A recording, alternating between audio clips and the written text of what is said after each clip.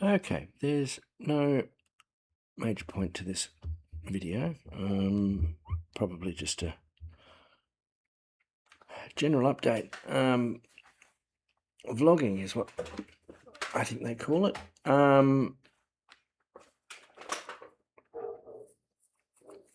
do apologise for the neighbour's barking dog in the background. I'm not really sure what this road is going to pick up, and I'm not overly thrilled with audio quality. I may try using the Sennheiser dynamic mic rather than the Rode into USB because I don't know, the audio sort of sounds a bit glistening, and I don't think it should at 160 kilobits AAC. That should be oodles of quality. So, well, I suppose general update. I got a call from my planner because my plan is restricted and protected because I used to work for the National Disability Insurance Agency. I resigned as of 24th of June 2025.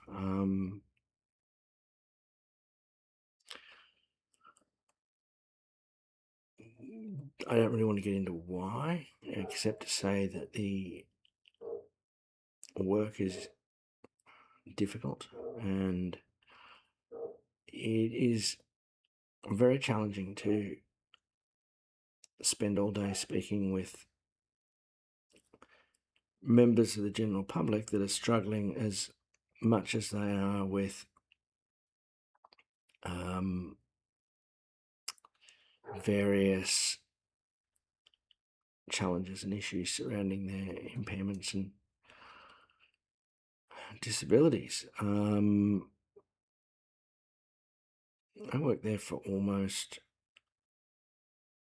2 years. The only thing that kept me sane was my ADHD medication and the support of my couple of friends and teammates. But to spend all day working on the phones and coming home to an empty house, I had to make the difficult decision as to what would be ultimately better for my mental health. And I came to the conclusion that long term,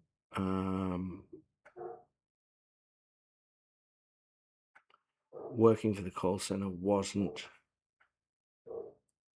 going to ultimately be good for my well-being and health.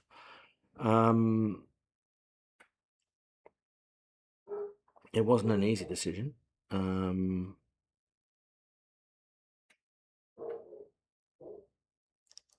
But given what we would hear on those lines on a daily basis and the fact that there wasn't really anyone I could talk to about it. I mean, yes, they had counsellors that they offered. They had BetterHelp or whatever that you could get in touch with and use, which I don't have access to now because I no longer work for them. And perhaps incorrectly, I wondered how the counsellors could help or what they could say to me to make things better. Because in my opinion, we were doing the best we could with the resources we had, and you um, you took as many calls as you could and resolved as many queries as you could.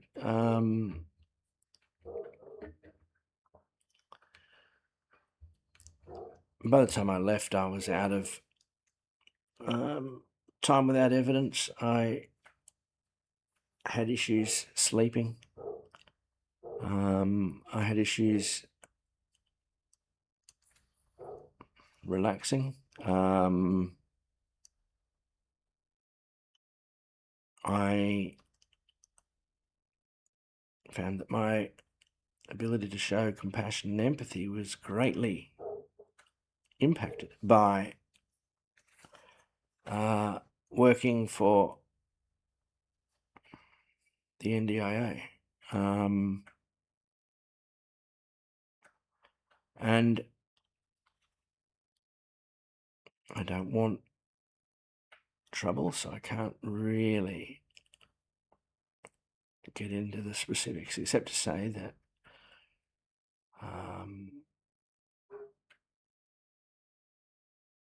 whilst the NDIS is a great scheme, the complexity of the system makes it exceedingly difficult in many instances to obtain the supports that you need, and things aren't always handled as well or as optimally as possible. I'll take an example from my personal experience, just because something I'm familiar with.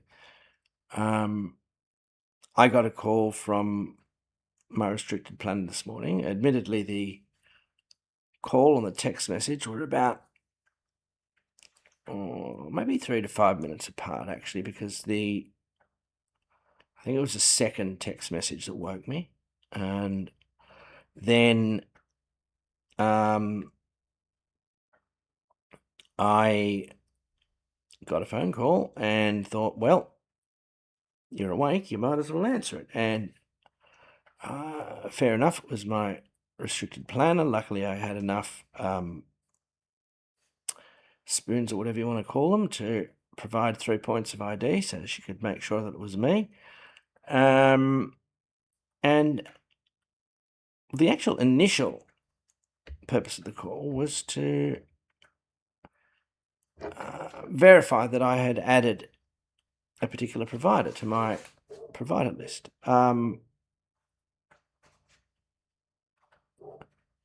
First of all, I mean, the issue is that if your plan is protected, which it was when I started working for them, why is a restrictive access planner adding providers? That seems like a waste of planner resources, in my unexpert opinion. Planners should be generally looking at evidence and drafting up supports and deciding what supports participants do and don't get. And surely some well-informed employee of the call centre should have been able to make an outbound call and confirm the addition of a new provider.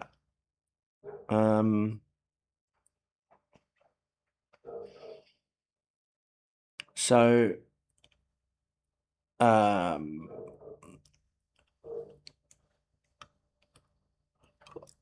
all of that to say is I understand why the planners have such trouble getting hold of their participants, because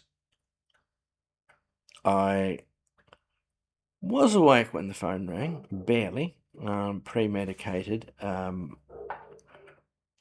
She didn't know that, and I think she probably guessed that I went and grabbed ADHD meds and took it. She didn't comment, and that's okay, but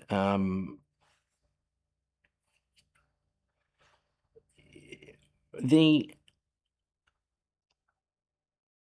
disconnect between what evidence you need to justify supports and how to actually provide it and how to actually get things done is absolutely bewildering. It is far more complex than one would rationally think it should be. But that said, the government has to justify the supports that they provide people. And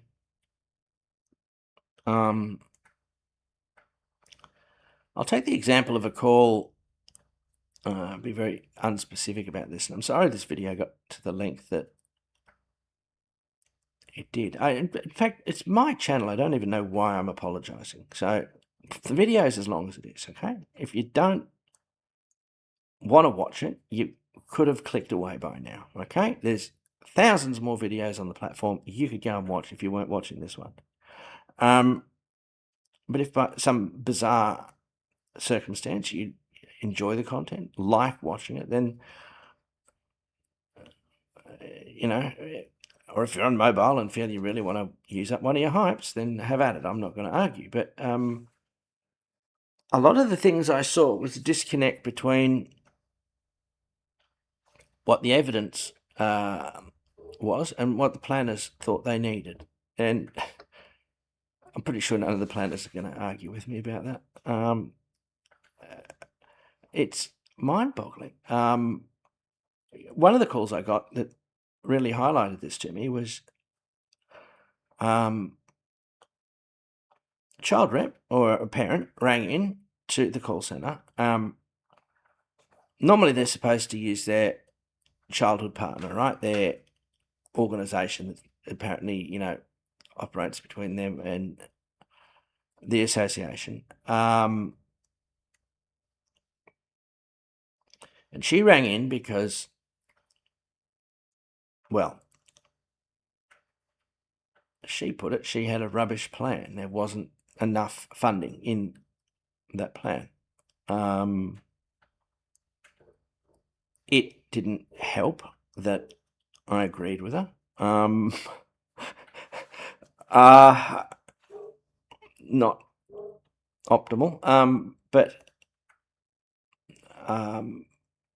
I think what fascinated me was, I'm like, well, can I look at the evidence? Is it okay if I look at the evidence? Her response was, why are you asking me? And my reply was, I've got that much sensitive, personally identifiable information in front of me at the moment. Like, I literally have the record open because you've said I can open the record. And she said, well, yeah, of course. And I'm like, yeah, no, hear me out. I've got the record open. And I've got that much personal information sitting in front of me that it is courtesy to ask you if I can look at the reports that you've submitted for your child on the scheme. And she said, oh, yeah, stick me on hold and take a look. Which I did. Popped her on hold for a couple of minutes and had to dig through. And when I came back to her, I said, okay,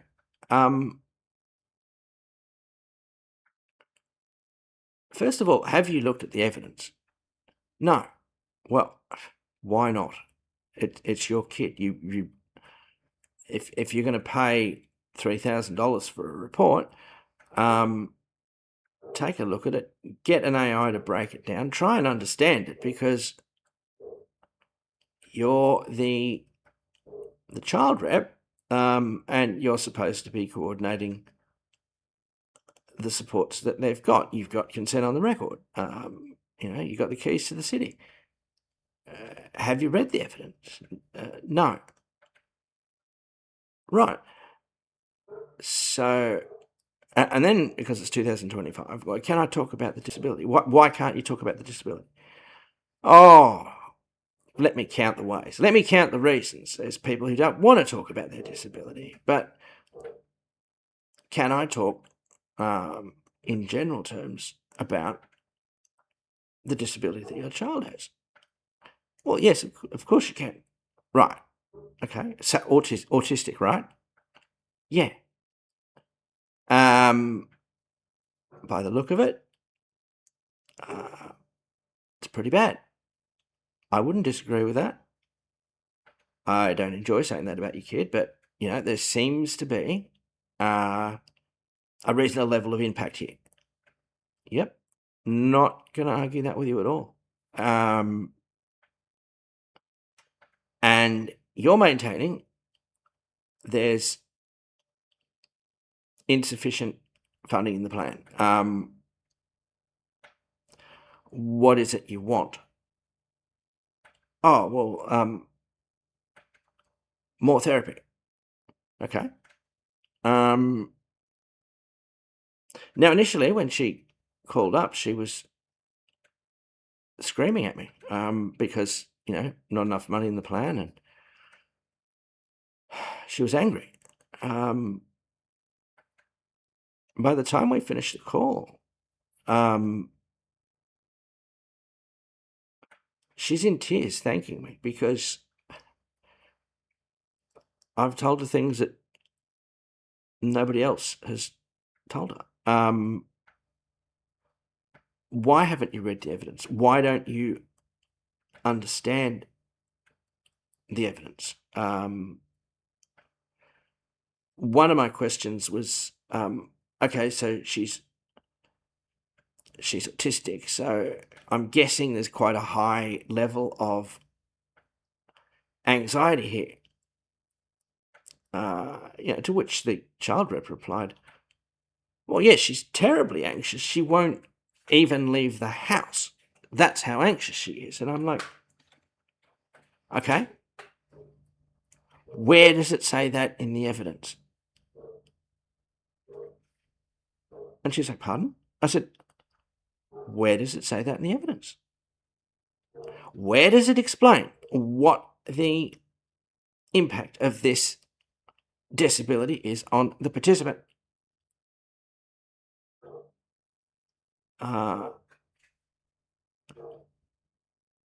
She said, I don't know. And I said, that's okay. But if you don't know, how do you expect the planners to know? In fact, how do you even expect the planners to understand what your child needs if you don't know what your child needs? And this was a disconnect between what the people trying to apply for the... Oh, and she was angry because she'd complained because she'd just gotten the plan. She'd just gotten the plan, and she lodged a complaint because the local area coordinator told her to complain. I said, that's within the first 60 days, that is an objection to a decision, not a complaint. If you get a planning decision that you don't agree with and you fundamentally disagree with it, that is an S100, which is Section 100 of the NDIS Act, and that is a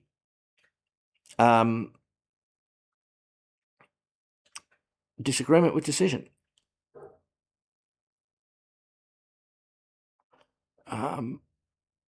Well, the LAC told me to complain.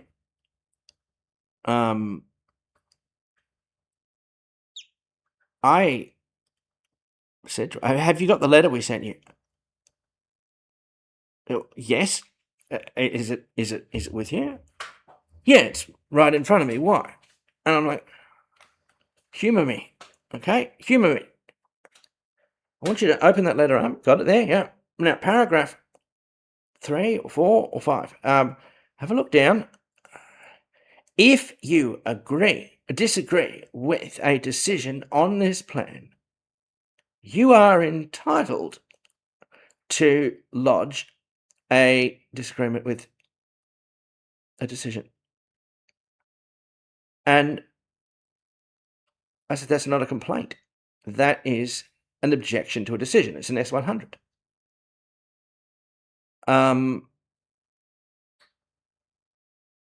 So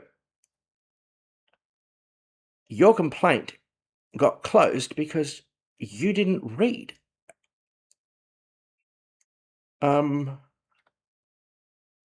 She apologized to me, of all the things. She's like, no, I didn't. And I'm like, well, where you're at the moment,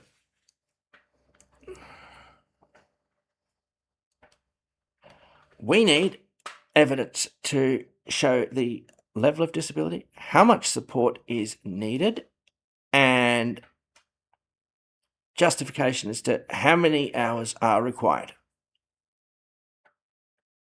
And get that evidence to the agency, and the planners can reassess it.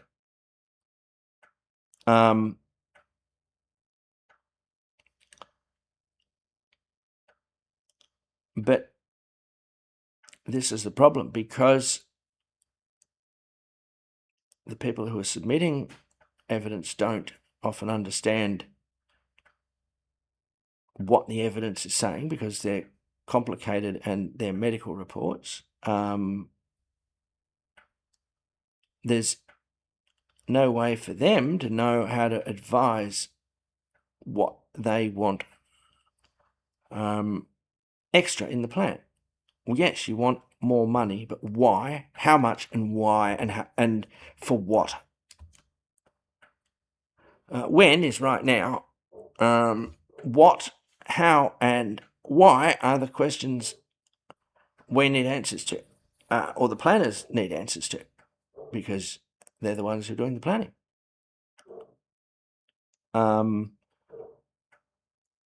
And so, yeah, initially the call was to add a provider in. I ended up having quite a big long chat to the planner that currently works on my plan, and I'm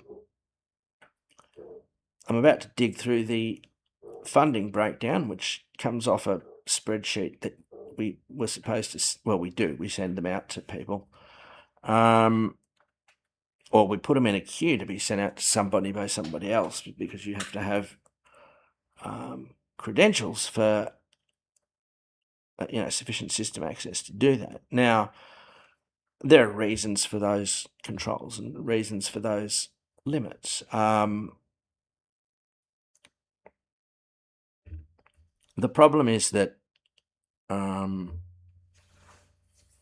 it's hard to granularize access in a way that makes sense. I ended up working on disability housing inquiries because the spreadsheets that came across from access and stuff that we were supposed to be working with were too complicated and crashed the screen reader. Wasn't anybody's fault. It was just that it was something that nobody had tested, because people don't generally. They don't generally test for accessibility and usability when they roll something out. They had a backlog of, these were simple requests to change plan management type, but I spent more time sifting through open cases on the system, looking for something that I could actually action, because things that had funding changes I wasn't authorised to do. Change the plan management type to something of less risk, so from self to plan, plan to agency, no problem. But don't change it the other way. That's got to go through a planner for reasons. But the spreadsheet was too complicated. There were too many cells, too many columns. I couldn't figure out which things had been worked on and which things hadn't been. And it's those sorts of inefficiencies in organisations that have the employees up to their eyeballs in minutiae, red tape, and diplomacy, and regular participants and those that care for them ringing the call centre and complaining that there's insufficient funding in their plan. So I'm off to go and read my funding breakdown to see if it makes any sense. If it does, then that's good. And I'm lucky that if it doesn't, I actually have a planner at the NDIA who works on my plan that I can actually lodge a request with, and they'll call me back and we can talk about it. Getting participants the ability to talk to planners is one of the biggest sticking points, because there's a procedure you have to go through. The planners want the call centre to handle as much as possible, obviously, so that reduces their workload and they can get through more plans. But as I said to the callers on countless occasions, planning is hard. Planning is difficult and it's complicated, and that's why planners only do 3 or 4 or 5 of them a week, because there's pages and pages and pages and pages of medical reports. And, if you look inside a functional capacity assessment, that's a 20-page document with a lot of detail. Do planners read them and miss stuff? Yes, regularly. It's regrettable and it shouldn't happen. And we all accept that it does, because we're all human and people get overworked and things can be difficult. So